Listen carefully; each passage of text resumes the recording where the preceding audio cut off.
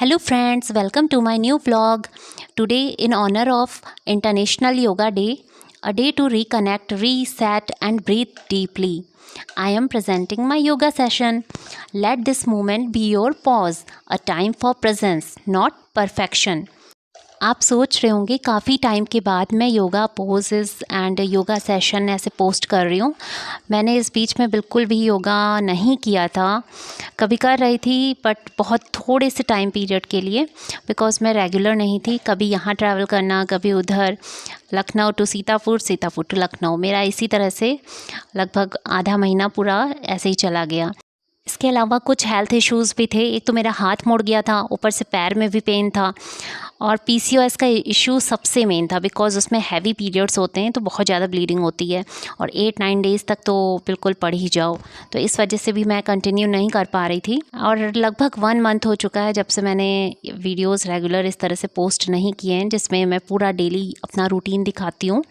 Because मैं अब थोड़ा सा डिफरेंट टाइप की व्लॉगिंग स्टार्ट कर रही हूँ, जिसमें कि पूरी तरह से पूरा डे का व्लॉग नहीं शूट करके, जो इम्पोर्टेंट इवेंट्स हैं और कुछ अच्छी चीज़ें जो आप लोग लाइक करें, ऐसी चीज़ें मैं आपसे शेयर किया करूँगी। आई होप आपको पसंद आएंगी, एंड प्लीज़ शेयर सब्सक्राइब ज़रूर कीजिए, स्पेशली शेयर ज़रूर कीजिए, लाइक कीजिए अगर आपको पसंद आ रहा हो, और कमेंट किया कीजिए कि आप क्या देखना चाहते हैं, क्या आपसे शेयर करूं, तो मैं भी मोटिवेट होंगी और मुझे मोटिवेशन मिलेगा, आगे बढ़ पाऊंगी। आप लोग प्यार देंगे, सपोर्ट देंगे तो ज़रूर से मैं भी अच्छी यूट्यूबर बन पाऊंगी, आगे बढ़ पाऊंगी। अदरवाइज़ कितने सारे यूट्यूबर्स आजकल अपना चैनल ग्रोथ करने की कोशिश कर रहे हैं, बट वही है, आप लोग के प्यार सपोर्ट के बिना पॉसिबल नहीं है। Please support, like, share. मैं अक्सर सीतापुर और लखनऊ के बीच में ट्रैवल कर रही थी, जिसकी वजह से काफ़ी थकान हो जाती है, और इस समय गर्मियों की उमस और ऊपर से अकेले दोनों बच्चों को संभालना हर दिन एक चुनौती की तरह लग रहा था। और माँ होना तो आप लोग जानते ही हैं, अपने आप में एक फुल टाइम जॉब है, और जब मदद के लिए कोई साथ में नहीं है और तब तो और भी ज़्यादा मुश्किल हो जाता है। एंड सबसे बड़ी प्रॉब्लम है कि जो मेरा बड़ा बेटा मानस है, वो कभी खुद से खाना नहीं खाता है। उसने खाना आता है बट वो प्रेफर ही नहीं करते कि खुद से चम्मच उठा के अपना खुद खाएं।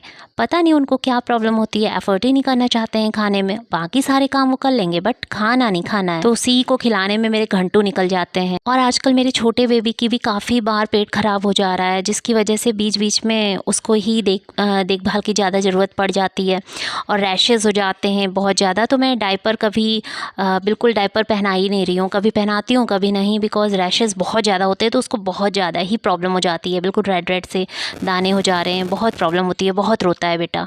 कभी कभी इतनी फ्रस्ट्रेशन महसूस होती है ना, कि मैंने जो सोचा था वो सब उस तरह से मैं फॉलो नहीं कर पाई, और पूरा रूटीन वैसे फॉलो नहीं हो पा रहा, वीडियोस भी सही से पोस्ट नहीं हो रही हूँ जैसा मैंने चाहा था। लेकिन जानती हूँ कि भाई हर माँ परफेक्ट नहीं हो सकती, और हर कोशिश जो मैं कर रही हूँ बेहतरीन होने की, आई थिंक रंग तो लाएगी ही, देर से ही सही। आज इंटरनेशनल योगा डे है, तो इसलिए मैंने सोचा कि चाहे जैसे भी मेरे हालात हैं, कम से कम कुछ योगासन फिर से मैं पोस्ट करूं, अपनी योगा की शुरुआत फिर से करूं। और इसी की ये थोड़ी सी ग्लिम्प्स हैं। आई थिंक आपको वीडियो मेरा पसंद आए तो प्लीज़ लाइक एंड शेयर ज़रूर कीजिएगा। बाकी चीज़ें तो मैं थोड़ा बहुत डाला ही करती हूँ। आपको वीडियोस अगर पसंद आते हो तो कमेंट्स ज़रूर किया कीजिए कि आपको क्या चीज़ पसंद आ रही है, और किस तरीके के व्लॉग्स आप देखना चाहेंगे, क्या चीज़ें मैं बनाऊं जो आप जानना चाहते हैं, या मैं पोस्ट करूं आपको अच्छी लग रही हैं। आउटिंग व्लॉग्स, या फिर डेली रूटीन व्लॉग्स, या फिर बच्चों को हैंडल करने के व्लॉग्स, जैसा आपको अच्छा लगे प्लीज़ सजेस्ट ज़रूर कीजिए, लाइक एंड शेयर कीजिए। पीसीओएस के लिए मैंने ट्रीटमेंट भी लिया था, एलोपैथिक ट्रीटमेंट लिया था, और करीब 1 साल तक मैंने इसके लिए दवाइयाँ भी खाई थी। बट जब जब दवाई खाती थी तब पीरियड्स एकदम रेगुलरली टाइम पे आते।